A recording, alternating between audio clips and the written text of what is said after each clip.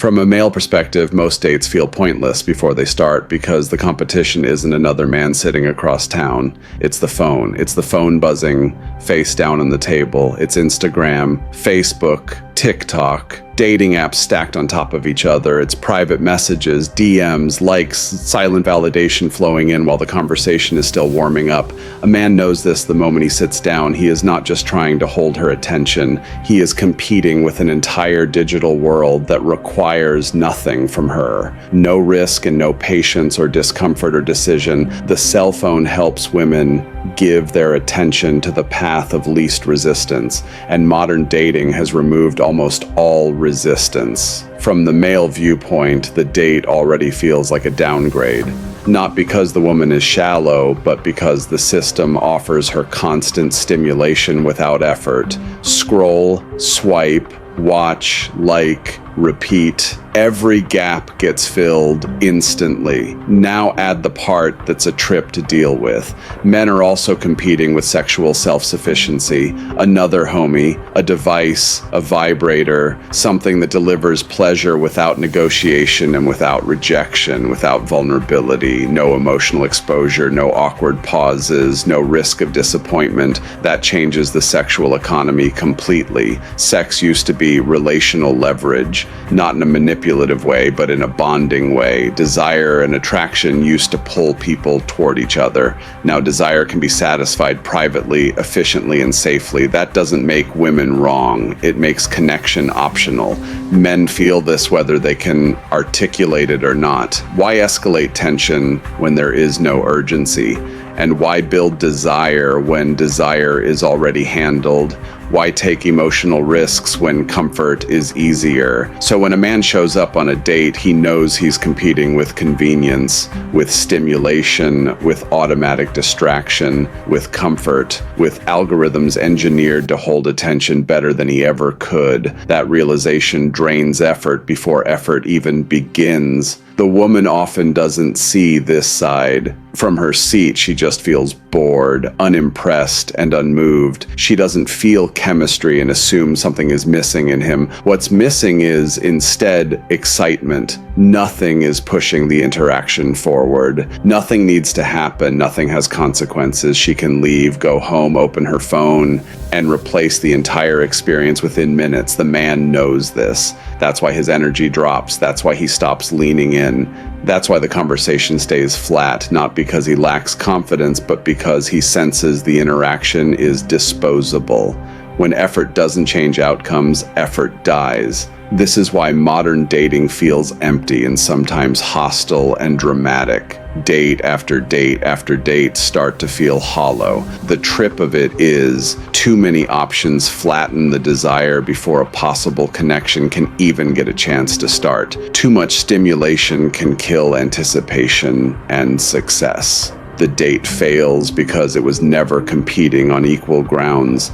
It wasn't two people choosing each other. It was one person numb from constant stimulation and another realizing he was auditioning against a screen that never gets tired. And once a man recognizes that, the date is already over.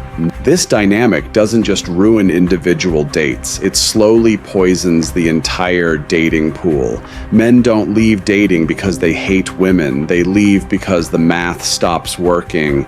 Emotional investment, time, money, vulnerability, effort, all of it gets poured into situations that are structurally designed to go nowhere. After enough repetitions, something clicks. A man realizes he is not being chosen, he is being sampled. Sampled attention does not reward depth, it rewards novelty. Once novelty fades, so does interest. Men feel this pattern early, usually before women do, because men are the ones asked to initiate, escalate, impress, and absorb rejection while pretending none of it costs anything. So men have to adapt. Eventually they stop trying to build connection and start minimizing exposure. And that means shorter conversations, a lower expectation, and a hell of a less effort. And that means less risk. Dating turns transactional or gets abandoned altogether, sometimes out of anger, but most of the time just out of self-preservation. overstimulation. Women then feel the downstream effect. Men feel colder, less engaged, less emotionally available. And what we are seeing today is men less willing to pursue women,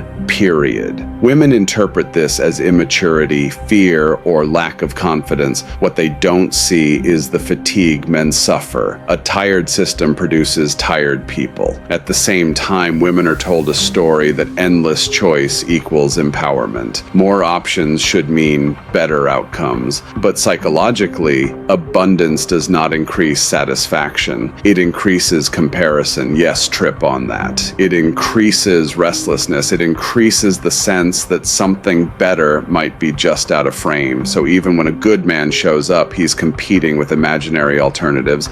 Men who haven't been met yet, experiences that haven't happened yet, possibilities that exist only in theory.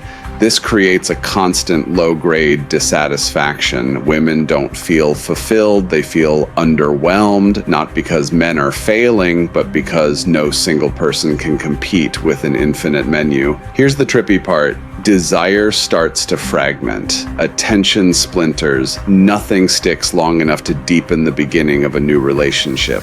And if the date survives long enough for sex to enter the picture, sexual autonomy, while freeing, adds another layer to this emptiness. When physical needs are easily met without relational cost, the incentive to tolerate each other drops. Discomfort is where bonding used to form. Negotiation, anticipation, tension, all of it required patience. Now patience feels unnecessary, so dating becomes entertainment, a night out, a story to tell on social media, something to do between scrolls. Men lose first because effort stops paying dividends. Women lose later when abundance stops feeling exciting and starts feeling isolating.